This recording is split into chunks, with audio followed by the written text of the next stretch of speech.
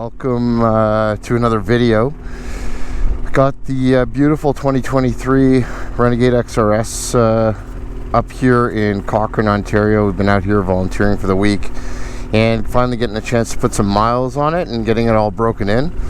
And thought I would do a quick, just initial thoughts video on this sled. And I think you guys know we're obviously, if you watch the channel, we're huge fans of these 850s. These skidoo 850s, and certainly some of the refinements that they've made for this particular sled are pretty amazing. I wasn't sure, how much of a difference, so now that I've had a chance to put about 500k on it or so, 400 or 500k on it this week, there's certainly some things I really love, just with some of the changes they've made to Model 23 year. So going to give you guys a bit of a video today on some of those features and some of the things that we think are awesome. A couple flaws here and there, yeah, let's get it out on the trail. All right, so just got on the trail here with my new 850 XRS Renegade, and one of the first things that I think is really amazing about this sled is they shaved down the side panels, and yeah, I'm running the super ultra low windshield that it comes with, but it feels smaller. This sled feels tighter. So even though it hasn't really changed in terms of the overall chassis design, with the slimmer panels, it feels really skinny.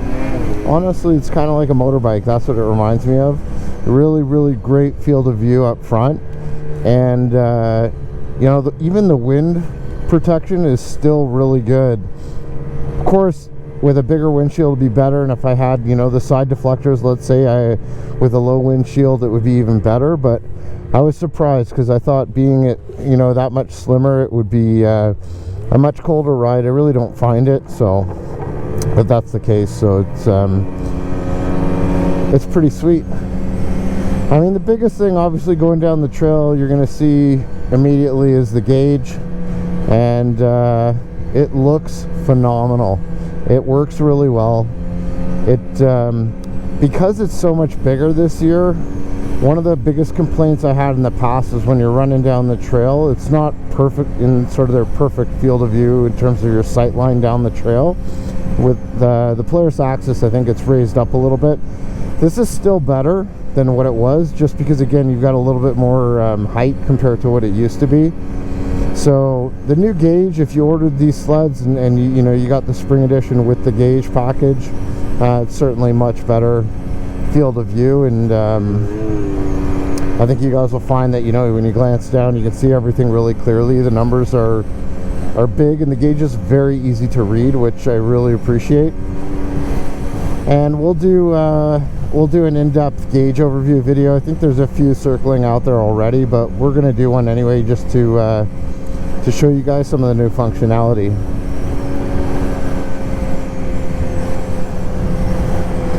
So all your controls for the gauge on the left side, this new handlebar assembly here for your controls is fantastic. So you could be going down the trail and you could be switching through your different screen options, and it is limited in terms of what they allow you to do, or what the gauge allows you to do when you're rolling. So you can't do absolutely everything, but you can hit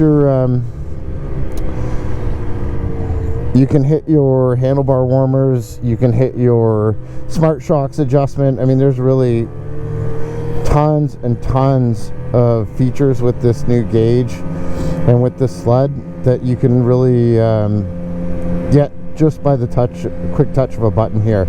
If I want to make a phone call and you've got your headset paired to the sled, you can hit the mic button and just say, "Hey Siri," or "Hey Cardo," or whatever it is that you're using, "Hey Google," and make your phone call. So that's pretty sweet.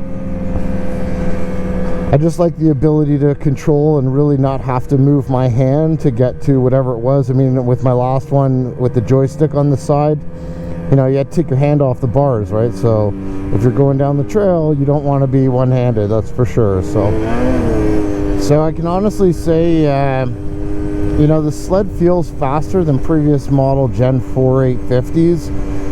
it certainly seems to be quite a bit peppier than, you know, than what we've been used to with our previous generation. So not exactly sure why. Would certainly like to understand, and I'm sure there's guys out there that probably have, you know, more knowledge than I do, but maybe it's you know, something with the mapping change with the ECU, or I don't know if the clutching's the same. I don't know if it's because I had a bunch of miles on my other sled, but I mean, this thing hits 8 grand every time, and it really just feels, by the seat of my pants, it feels like it's got more power than what we used to have. And it's funny, the first day we had this thing out, we were lining it up against Jesse's dad's Polaris 850, and you know, we all know that that sled is, you know, that's a really quick power plant. So, and we were, you know, we would take it off the line and we'd basically be neck and neck. So I was really surprised. It's certainly quicker than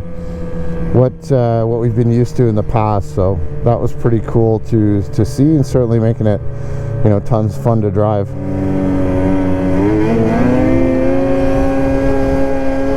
I mean, it just rips. It really does. It feels like it's pulling much harder than what I'm used to. And I was driving Jesse's, you know, we were kind of swapping back and forth yesterday with the Gen4, and it feels like it's pulling harder. So hopefully it's faster top speed. I mean, we'll see once she's all broken in. We'll try to get some GPS numbers on it and line them up, you know, on some lakes and stuff this year. But overall, it feels fantastic. It feels great. All right, couple of other things. So lots of talk with the motor mount this year. I definitely feel like the sled has less vibration at idle than what it used to have. I mean, it still vibrates, but it's certainly a little bit less. And I don't know, maybe that has something to do with the power delivery as well, but it seems to really, you know, vibrate a lot less than what the previous Gen 4 did. So that's really nice. Really, it just feels really smooth. Even like the engagement when you're hammering it, it's just, everything feels really smooth. And again, I'm just wondering if maybe that fourth motor mount has something to do with it. Again, not 100% sure, but that's kind of what I'm hoping for, or what could be helping with that. So the new LED headlights are also fantastic. Like, finally, after all these years, you know, we've been putting a lot of aftermarket stuff in our sleds, right? We've all been doing that just to get some better vision. But holy cow, do these things work well at night? They're really amazing. And it's nice to see, again, Skidoo kind of listening to customers, right, and giving us what we need. I can say, like, at night, if you put this thing on high beams, it's incredible. You can see right down the trail for a long time. So having those LED lights is really nice. What's happening, guys? I just got back from Cochrane, and I just had the 850 unloaded in the garage, and was thinking kind of on my way home, I really didn't get to talk about a few of the things that I probably missed while I was actually out riding, and just giving some of my initial thoughts on the new Gen 5 850. So what I thought I'd do is just kind of get back home and bring you guys just a little bit more insight into some of the things that I found that I liked about the sled and that I didn't like about the sled. It was weird. I kind of got in, we just had that big snowfall, and I was riding through some of the trail, and one of the trails I went down was really drifted out. So it kind of threw me off just in terms of some of the video work. But I wanted to come back to you guys and give you a few more tidbits that I think will really hopefully help some guys when they're you know, when they're thinking about the Gen 5, and some of the things that I noticed that are certainly things that I think Skidoo can improve on for sure for this sled.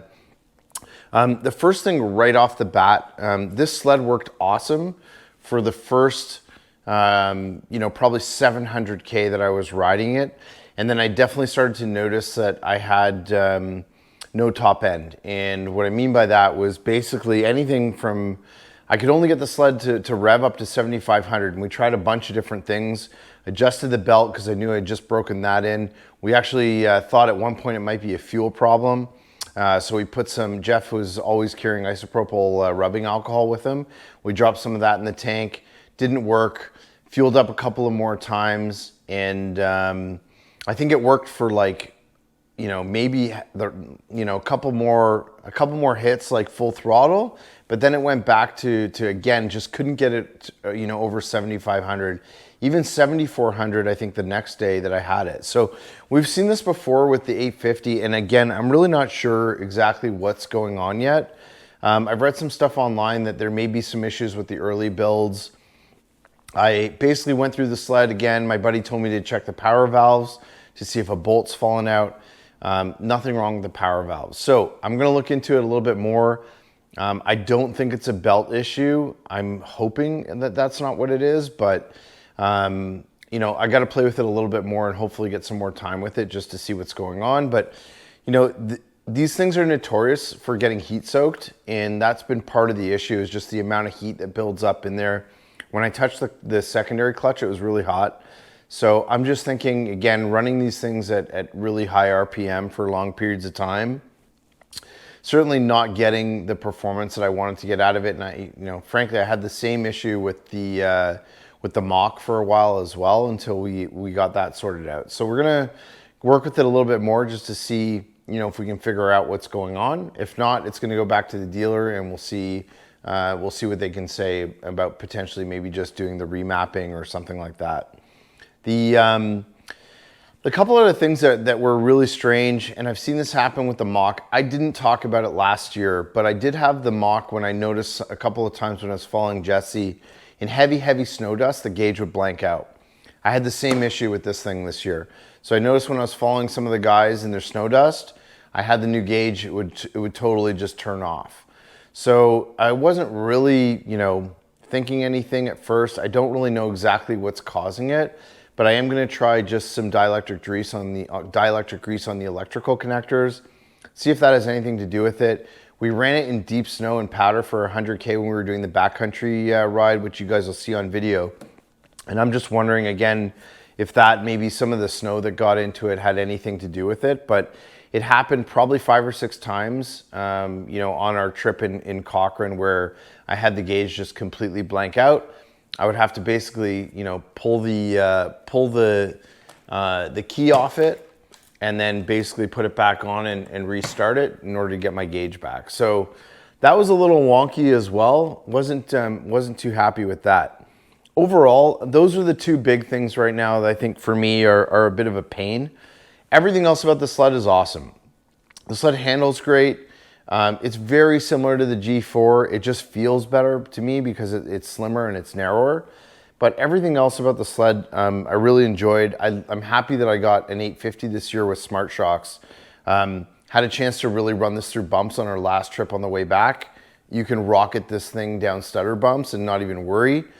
I never ran it in Sport Plus. I always ran it in sport mode. Never once bottomed out on me, and I'm 210 pounds. So overall, I think the Smart Shocks are honestly outstanding. I think they work really, really well.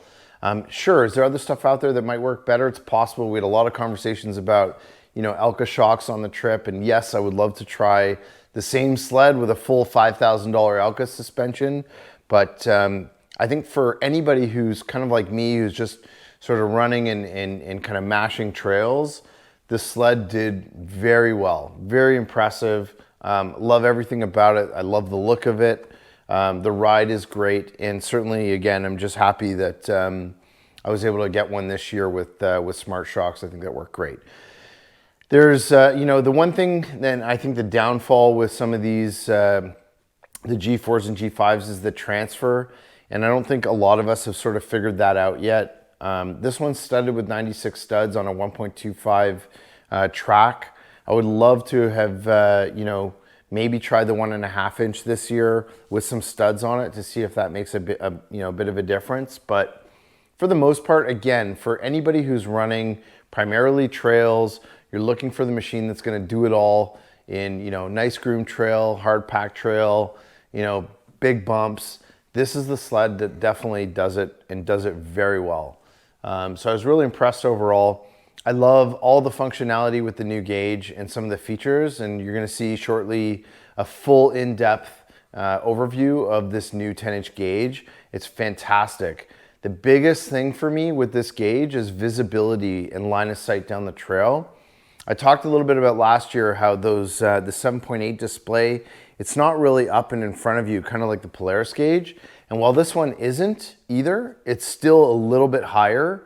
And so when you glance down at it, because the numbers are big, it's very visible, it's very easy to see, and it's definitely a step up than that last one that we had with the 7.8 gauge. So far so good. I'm super happy with it. I think it was, for me, it's the right sled for sure. Got a chance to try some other sleds while I was up there, but I'm still kind of, running back to the G5. I think they've done an outstanding job with it, and I'm really, really pleased with it. So that's pretty much it. I think another couple of rides with it. Hopefully I've got 1300K on it right now, and another couple of rides with it, and hopefully we'll be able to figure out some of the kinks. It's definitely the smoothest 850 yet. It kind of reminds me of the 600R. It's very, very smooth, low vibration. Definitely, I love the foam that they've used on the inside to kind of quiet it down a little bit too. All that stuff and all these sort of refinements that Skidoo has done this year, I think are great, and it's certainly well worth it for this particular sled for me. That's my opinion. I've talked to some other guys, they're not as happy with it, but I'm pretty much there. Once I figure out this RPM issue again, I think we'll get that all sorted out shortly, and yeah, I think we'll kind of get it to where it should be. The last thing I will say, LED headlights, fantastic. We did some night riding. You can put them on high beam and you can see way down the trail. So, it's great to see that Skidoo's listened to their customers this year and put the LED headlights right into the sled. These ones work amazing. They're fantastic. And that's certainly nice to see that they're actually coming with the sleds now, and you don't necessarily have to do any modifications to it. Got some work to do on the handling. I pretty much run all my sleds stock when I'm breaking them in, brand new sleds when I'm getting them and breaking them in. The stock carbides, I haven't taken a look underneath yet, but I'm pretty sure they're going to be worn down anyway. So we'll make some changes to that, and we're going to, try a bunch of different setups again, just like we do every year, and see what we end up going to. For the most part, I've got the Bergstroms on the mock now. We've got a couple of other sets to try on this thing, and we'll see where we land with front end handling. But other than that, I just wanted to bring you guys this video and some initial impressions on this brand new Gen 5 Skidoo 850 Renegade XRS. I absolutely love this sled. Again, the refinements, we love the G4.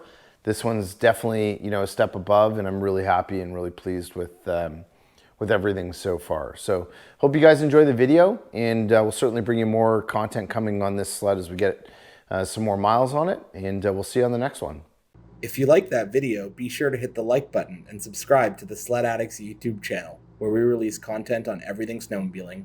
Also, hit that bell icon so you can be updated every time we release new videos.